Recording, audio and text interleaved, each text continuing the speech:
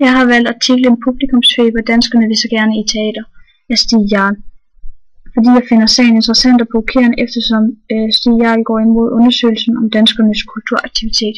Min problemformulering lyder således: hvordan er bruget af retorik, argumentation og brug af talmateriale i artiklen Publikumsfeber, danskerne vil så gerne i teater på Politiken den 14.11.2012.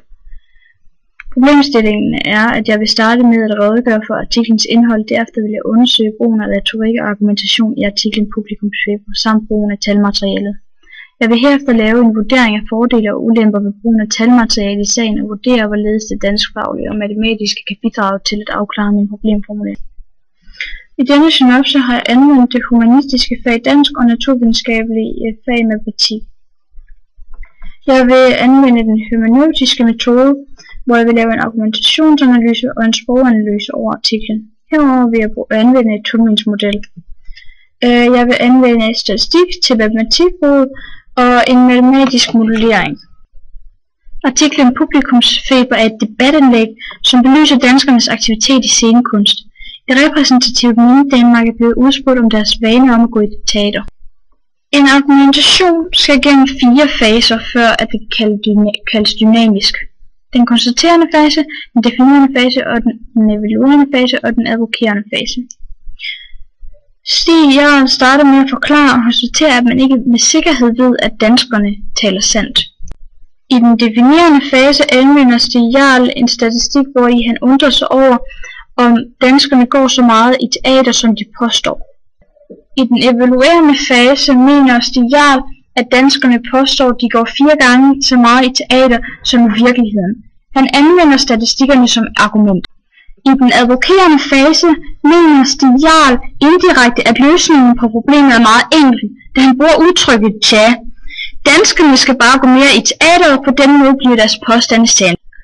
Påstanden er, at danskerne lyver om deres kulturvaner, og belægget er, at danskerne gerne vil virke mere kulturelle, end de i virkeligheden er, og hjemlen er, at danskerne generelt bare vil virke mere kulturelle, end de i virkeligheden er. Rygdækning bakker hjemlen op, når Stig ved hjælp af undersøgelser og sammenligninger viser, at danskerne vil virke mere kulturelle, end de er. Gendrivelse er, når han modargumenterer for hans undersøgelse ved at fortælle, hvad han mangler i undersøgelsen. Styrkemarkør er, når han bruger ord som nogenlunde og formentlig til at svække for påstandene. Stig Jarl bruger i artiklen Publikumsfeber forskellige appelformer. Han bruger her ethos, da læserne tør stole på, hvad han siger. Han bruger også logos til at understøtte ethos, når han bruger undersøgelser og statistikker, og det appellerer så også til læsernes logiske side. Herudover bruger han lidt patos, fordi han har antiteser med, som modsiger danskernes påstande. Han har også ironi i artiklen, fordi han bruger ordet tja. Jeg vil undersøge artiklen ved hjælp af matematisk modellering, som ses herunder. Der er et problem, hvor Stig Jarl undersøger, om danskerne går i teater som aldrig før. Her opstiller han en model over, hvor meget danskerne har set de forskellige former for scenekunst. Han samler så resultaterne i en deskriptiv statistik for at illustrere resultaterne for læserne, og for at det bliver mere overskueligt at aflæse resultaterne fra det repræsentative Mini-Danmark, som blev udspurgt. Han kan så konkludere ved hjælp af en anden undersøgelse, at danskerne overdriver med omkring 7,1 millioner teaterbesøg om året. Så jeg har valgt at indsætte sine resultater i en tabel, hvor jeg har valgt at indsætte resultaterne i et søjlediagram. Så kan vi sammenligne og finde ud af, hvilken deskriptiv statistik, der er bedst at bruge i artiklen. Det har sine fordele og ulemper, men tabellen har al den nødvendige information. Man får at vide, hvor meget procentsatsen svarer til antal teaterbesøg om året. Det gør man ikke hernede i søjlediagrammet. Dog er det lettere at sammenligne resultaterne, og det er lettere at få overblikket over det.